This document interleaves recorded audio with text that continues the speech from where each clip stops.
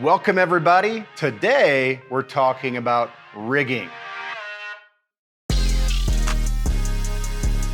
My name is Bruce Gilson and this is another episode of Knowledge Basics. I want to thank you for joining us today. And today we're going to be talking about rigging. And what is rigging? Well, rigging is taking the structure of your building, adding structure to that structure so that you can then hang something heavy overhead. Now, I do need to take a moment to pause and talk about the literal gravity of the situation.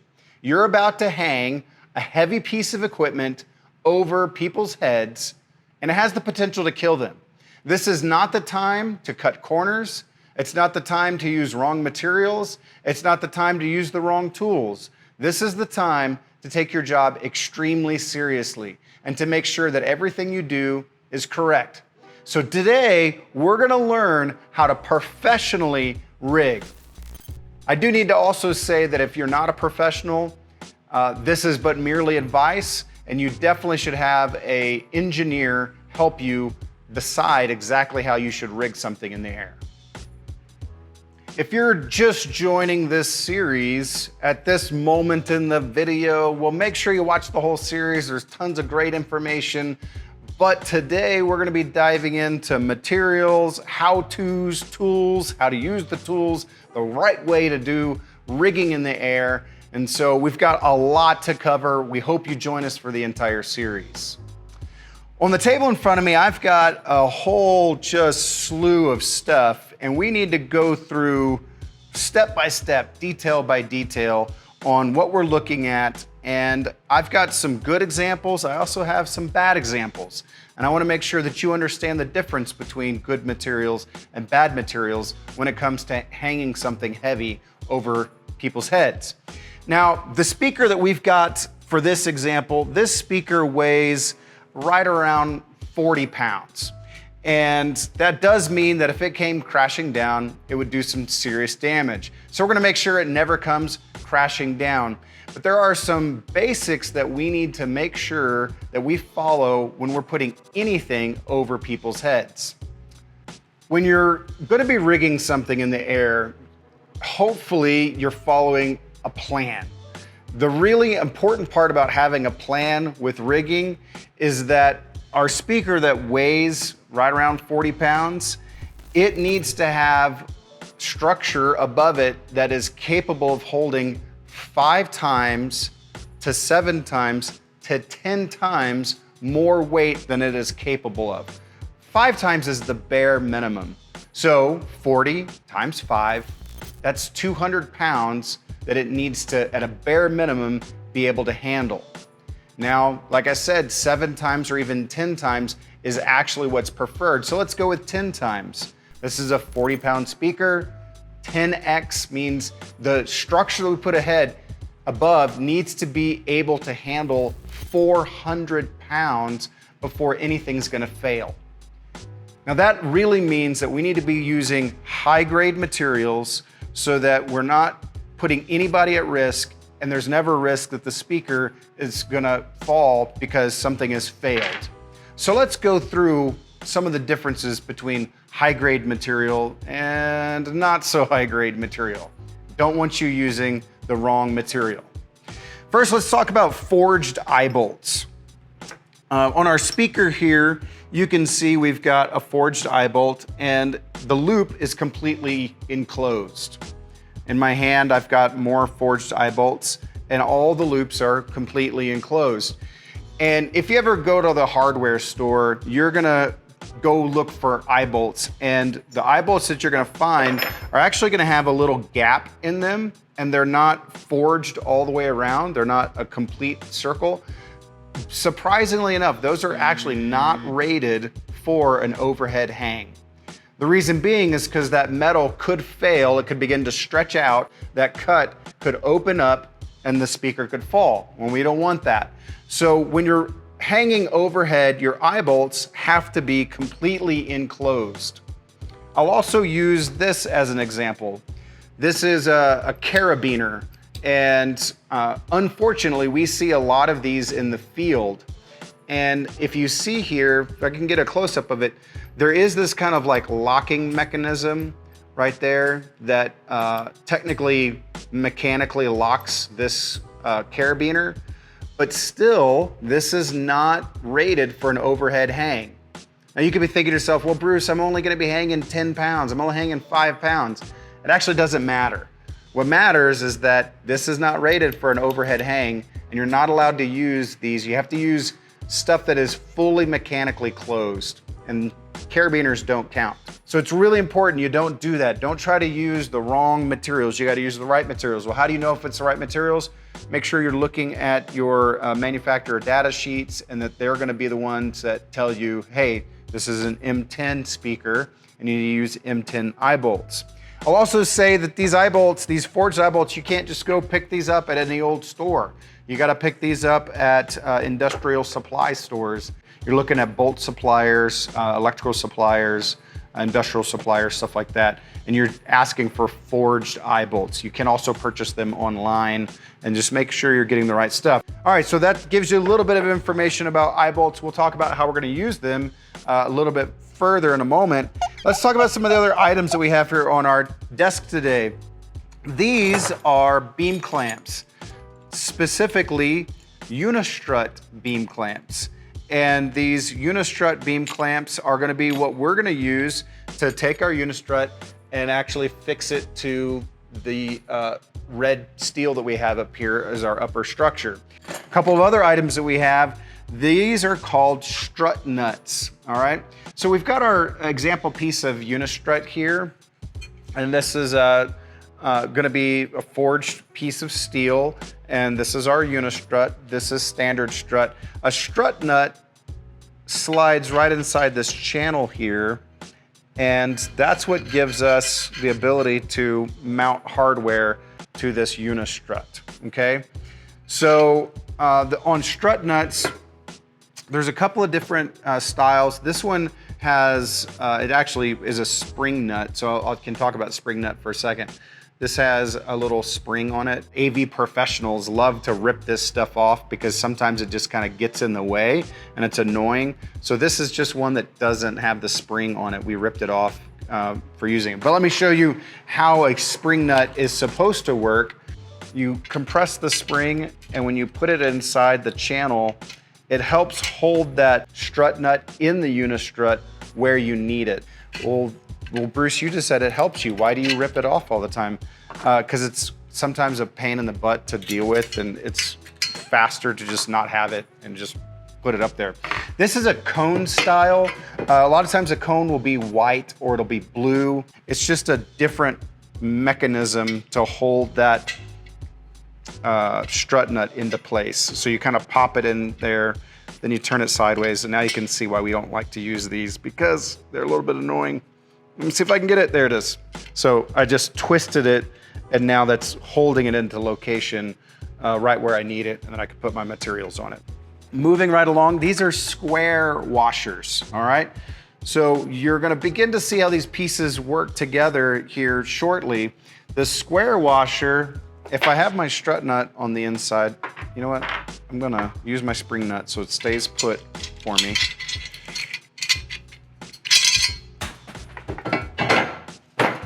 How about we use this one? Let's see if we can make this one work, since that one just shot across the... All right, here we go. So we have our strut nut on the inside, and the square washer now gives us a rigid place to connect a bolt that would go into our strut nut, and then this gives us rigidity. You can see here that the square washer fits exactly the channel of this, and the proper way for you to get the full rating of the square washer is for it to be square to the Unistrut. If it's like this, now I don't have that full edge, and I'm not using the full rating of my hardware, and that is the wrong way to do it. So we wanna make sure that when we get into this, you're actually keeping that nice and square. So on your strut nuts, you're also going to have different sizes of strut nuts. You're gonna have 1/2 inch and 3/8 and a bunch of other stuff. What's important is that you're making sure that you're using the correct hardware for your entire setup. And so if this particular example, we've got a 3/8 strut nut, which means we need to have 3/8 square washers. I have a couple different types of square washers here. This is just standard, and this is what we use most often. If you do go to the hardware store, like a home improvement hardware store, they're gonna have a couple of different varieties. They might have some that have magnets in them. They might have the standard. They also have this kind of split washer. Let's say you've got everything built up and you forgot to add your square washer. The split washer, it allows you to add it after the fact. You can kind of see it goes around the bolt there, and I did it like that. Okay, moving right along. There's a lot to learn on how hardware is graded. There's a grading on steel hardware, metal hardware, forged hardware that gives it its industrial rating so that you know what it's capable of. And then there's such things as graded hardware and ungraded hardware. Now we're working in the professional world, and so we want to work in graded hardware. So I've got a couple of examples, and this really isn't about grading. This is just more about you knowing that there's a difference between graded hardware and ungraded hardware. So on these bolts right here, there's these little tick marks, and these tick marks means that these are graded bolts. Now, in a different video, we talk about what the tick marks mean and what the different levels. That's not what this is about. What this is about is making sure that you're using graded hardware. So this bolt right here, it does not have tick marks. This bolt right here has a model number. Now I technically could go look up that model number and try to find out what this bolt is rated for, but because it doesn't have the grading system, it tells me that this is not following the US standard of graded materials. And so therefore I shouldn't use this bolt if I'm gonna be doing professional rigging. I'm also gonna talk about these nuts right here. We've got a lot of examples, and if I lay them out in front of me, we can kind of get an overhead shot, you're gonna see that some of these are just silver in color, and some of them are gold in color. And that happens from the forging process. And these are not graded bolts. They're not, or nuts. They're not forged properly in such a way. These ones that are kind of gold looking, these are graded, and they have little tick marks on them. So not only do I know because of the color, I know because there's some markings on them that tell me, once again, we're not talking specifically about what grade it is, that's a different video, but you're supposed to be using graded materials when you're rigging overhead. And that's the big takeaway, is you can't just go grab any old thing and then expect it to be safe to put over people's heads. All right, so these are nuts, these are bolts.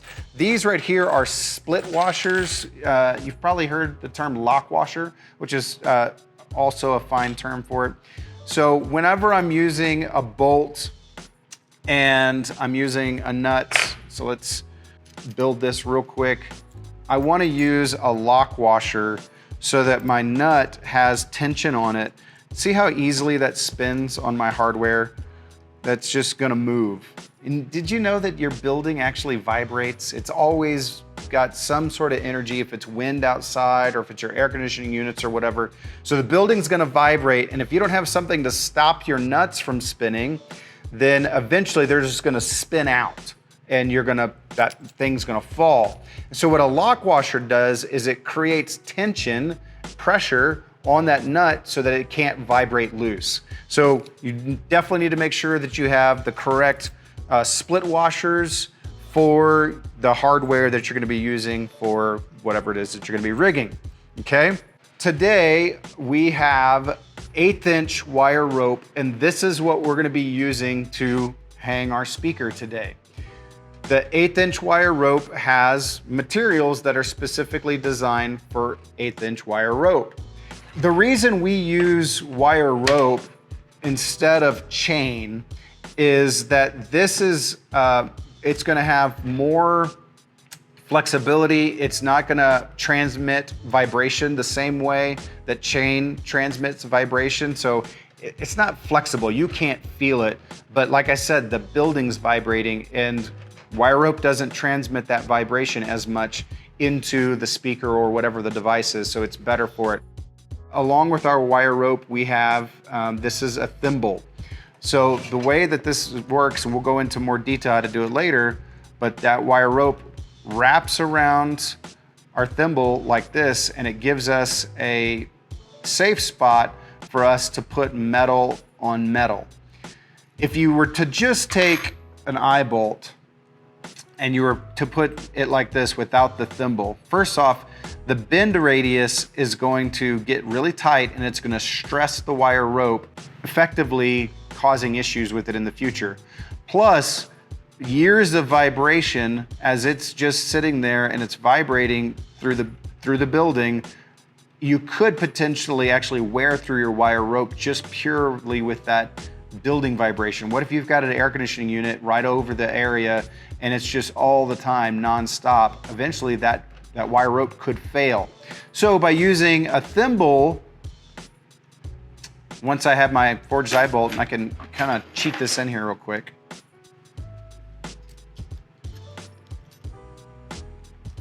So by using a thimble, now with my forged eye bolt, not only am I maintaining the proper bend radius, which is extremely important when working with wire rope, the other thing is, as this thing sits there and vibrates for years, it's not gonna work its way through this, thimble. The next item here, these are, the technical term is they're a ferrule. A lot of times you're gonna hear people say copper sleeve. If you go to the hardware store, even if you use the correct term, sometimes they get the wrong item, because there's a thing that goes on side of stranded copper that's called a ferrule, and that's like an electrical thing. So if they bring you the wrong stuff, that's not what you're looking for. This is what you're looking for, kind of a copper sleeve. Okay, this is really, really critical and important. Right now in my hand, you can't tell this, but this thing has weight to it. It has heft to it. And that weight tells me that it's made out of copper and it's covered in zinc. This one right here is made out of copper, but it's not covered in zinc. If you pick one up and it's really light, and you think to yourself, man, that doesn't quite have any bulk to it, that's probably because it's made completely out of aluminum. And you cannot use aluminum ferrules for overhead hang. So you can't go buy copper ones at your home improvement store. At the home improvement store, they're all pure aluminum and they're not rated for an overhead hang. So you got to make sure that your ferrules are copper. You also want to make sure that they're the correct ferrule for the wire. So today we're going to be using 1/8" wire.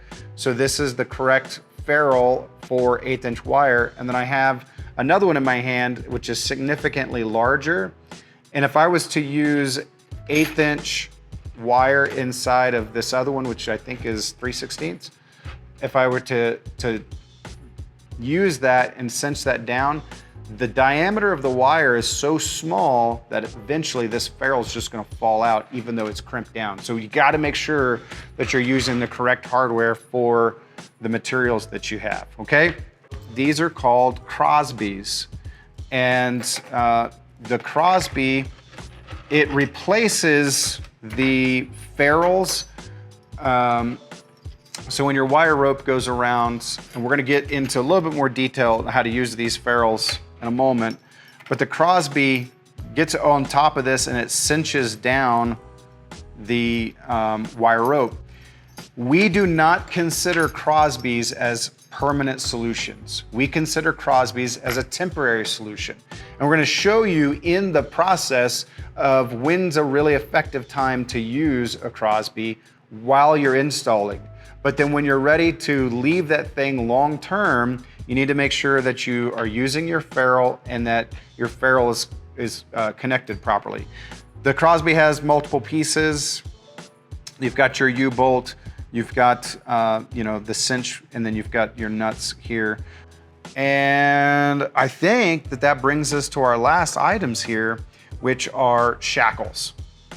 Whenever you're hanging a piece of equipment in the air overhead, most likely you want to prepare that thing for in the future to be able to be serviced, which means you need to have an easy way to get it out of the ceiling where you put it when you put it up there. So a shackle is what gives you the ability to connect that speaker in such a way. Once we build the whole item, you're gonna see that then the shackle gives me this easy ability to disconnect it and go take the speaker, go get it serviced, put it back, and then I can put it back inside of its shackle. So normally when we do these videos, I try to give you a short list of tools that you're gonna need. In rigging, there's just a lot of different things as you've already discovered if you've been watching this series. So I've got several different tools in front of me. They're for different steps of the process. One thing that I've got here that you may not be familiar with, this is a portaband. This is a portable bandsaw that we're gonna be using to cut our Unistrut. So if you're gonna be cutting Unistrut or threaded rod or something, you're gonna want to have some sort of easy cutting device, and we would highly recommend something like the portaband. I also have in front of me a couple of different types of wrenches. Now, this is a socket set. You're gonna probably want some form of a deep socket. Box wrench is another great tool when you're doing rigging, using box wrenches for different purposes. And then in front of me, I have a crescent wrench. We highly discourage people from using crescent wrenches. And here's the number one reason why, is when your crescent wrench is, let's say if it's exactly the same size as my box wrench. So I've lined it up so it's exactly the same size as my box wrench. Well, this portion of the crescent wrench is always gonna have some amount of play and movement. So when I go to begin to tighten my nuts, if I'm using a crescent wrench and then it's not 100% perfect, that could potentially strip that nut and round out the corners if you've ever experienced that, and damage your hardware, and then you've got a problem. So that's why we highly recommend using the correct box wrench for the hardware that you're gonna be working with. Also today, we've got measuring tape that you're definitely gonna need. We've got some electrical tape that you're gonna want at the end of the process. And then we have two kind of specialty tools that are for our wire rope. The first one is just a wire rope cutter. We highly recommend you have a very sharp pair of wire rope cutters. And then this is called a swedging tool. And you're gonna learn how to use this a little bit later in the video, but you basically have these giant jaws and you're gonna put your materials inside the giant jaws and you're gonna use your muscles to crimp down on our wire rope. This tool is an excellent example to talk about the importance of tool maintenance. This one right here in my hand, I literally bought this not that long ago. And before I ever use this in the field, I'm gonna wanna make sure that everything is tight on this tool, because we have purchased one off the shelf and we take it into the field, and when we used it, it actually had a small gap in it, about that big, and the mechanical crimping that you're about to learn how to do actually failed on us, and it was a brand new tool. We took it apart, we tightened everything up, put it down to where there is no gap, like you can see this, where all the teeth are touching each other. That's what you want to see, so that when you go to make that mechanical closure, it's done properly. Okay, so make sure you're maintaining your tools, because we're about to do stuff overhead and it could get dangerous. So if you just started this series on rigging with us, you just got finished watching about tools and materials and all the stuff you're gonna need, and this is where we're headed. But you gotta watch the whole series because you don't know enough yet. To be fully honest, this is a very serious endeavor that we're taking on by hanging something heavy overhead. We want to make sure you know every single detail so you don't do the wrong thing. Also, make sure you're always consulting a professional and make sure that you're doing it right. Now, if you learn something and you say, you know what, I want to know more, make sure you like, you subscribe, go to the comment section, tell us something down there, and find out more about how you can become an AV professional.